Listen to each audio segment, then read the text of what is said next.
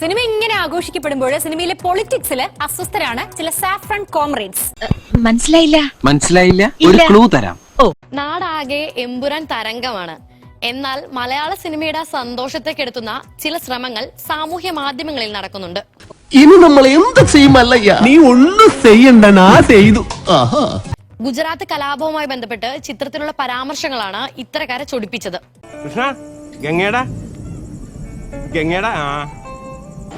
ഒരു പണിവാളിയെ പോലെ തോന്നാ ഒരു പിടുത്തൂലാരെയൊന്നും. സിനിമയെ കുറിച്ച് ഇപ്പോൾ പുറത്തു വരുന്നത് സമ്മിശ്രമായ പ്രതികരണമാണ്. പാതി മുക്കാലും മാൻ പവറിലാ ഓടുന്നത്. മാൻ പവറിലോ? ഹലോ, ഈ കൈ കൊണ്ട് ഇങ്ങനെ തള്ളി തള്ളി അതാണ് ഈ മാൻ പവർ ബ്ലോക്ക് ആക്കി. അച്ഛന്റെ അകന്ന ബന്ധുവാണെങ്കിലും ആൾക്ക് തീരെ വിദ്യാഭ്യാസം വിവരമൊന്നും ഇല്ലേ. വിഡ്ഢിത്തിരെ പറയുള്ളൂ, തെണ്ടി. എന്നാൽ സിനിമയിലെ രാഷ്ട്രീയം വലിയ വിവാദമായിരിക്കുന്നു. ആ സിനിമ ബോധപൂർവം ഇന്ത്യൻ പ്രധാനമന്ത്രി മോദിയെയും കേന്ദ്ര സർക്കാരിനെയും RSSനെയും ഒക്കെ അപമാനിക്കുക എന്ന ലക്ഷ്യത്തിൽ രചിക്കപ്പെട്ട തിരക്കഥയുടെ ബാക്കി പത്രമാണ് എന്ന തരത്തിൽ വിമർശനം ആരംഭിച്ചു കഴിഞ്ഞു. ഹായ്, നല്ല പരിചയമുള്ള ഹാൻഡ് റൈറ്റിംഗ്. കാണും, പരിചയം കാണും. അധികം തന്നെ. എന്താ ഇത്, നീ എഴുതല്ലെന്ന് പറയാനാണോ? അല്ല, ഞാൻ എഴുതി തന്നെയാണ്. പക്ഷെ വായിക്കേണ്ടത് അളിയൻ വായിച്ച സ്റ്റൈലല്ല. ഇതെന്റെ വേറൊരു ബോർഡിൽ ഞാൻ എഴുതിയതാ. ജനം ടിവിയിലെ മുതിർന്ന മാധ്യമ പ്രവർത്തകൻ അനിൽ നമ്പ്യാർ എങ്ങനെ എഴുതി? അപ്പോൾ എങ്ങനെ ഇന്നലെ ഒരു പോസ്റ്റ് ഇട്ടതിന് എന്നെ തെറി വിളിച്ചവന്മാർക്ക്, പ്രത്യേകിച്ച് ഏട്ടൻ ഫാൻസിന് സന്തോഷമായല്ലോ. രാവിലെ എഴുന്നേറ്റ് പോയന്മാർക്ക് വയറ് നിറച്ച് കിട്ടിയല്ലോ. ഇതായിരുന്നു അനിൽ നമ്പ്യാർ. പോലെ തോന്നുന്നു. അത് സന്ധ്യയാവാൻ പോകുന്നോണ്ട് തോന്നുമായിരിക്കും. എന്ത് ഇരുട്ട്. അപ്പൊ നെഞ്ചിൽ കത്തിക്കൊണ്ടിരിക്കുന്ന തീയ. എടാ, എന്റെ അവസ്ഥ ഒന്ന് ആലോചിച്ചോ. ഒരു പൂവെടുത്ത് ചെവിയിൽ വെച്ചിട്ട് റോഡിൽ കൂടി ഒന്ന് ഓടിയാലോ എന്ന് ആലോചിച്ചിരിക്കുകയാണ് ഞാൻ.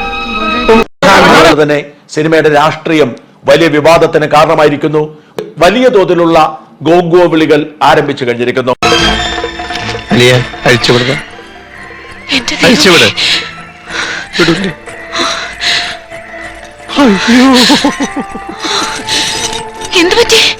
സമേതം പൃഥ്വിരാജ് നേരത്തെ തന്നെ വ്യക്തമാക്കേണ്ടതാണ്.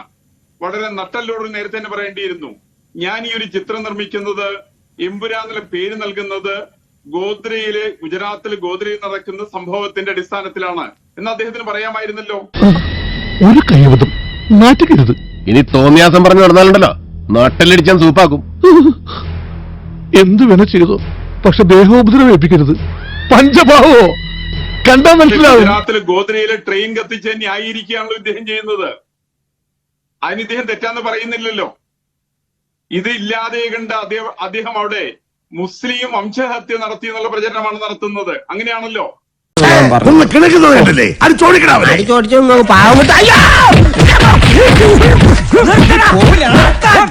വർക്കിച്ചേട്ടാ, നാളത്തെ പത്രത്തിന്റെ ഹെഡ്ലൈൻ കുറിച്ചോളൂ. പിടികിട്ടാ പുള്ളിയായ തൊരപ്പ കൊച്ചുണ്ണിയെ CID ബുസ പിടികൂടിയിരിക്കുന്നു. വർക്കിച്ച, ഇതുകൂടി കുറിച്ചോ. അതിവിദഗ്ധമായ രീതിയിൽ തൊരപ്പൻ കൊച്ചുണ്ണി CID മൂസയുടെ കയ്യിൽ നിന്ന് മൂരിപ്പോയെന്ന്. അവൻ ഇതിന്റെ ഉള്ളിൽ നൂരിപ്പോയി. വിടരുത് അവനെ. ഫോളോ.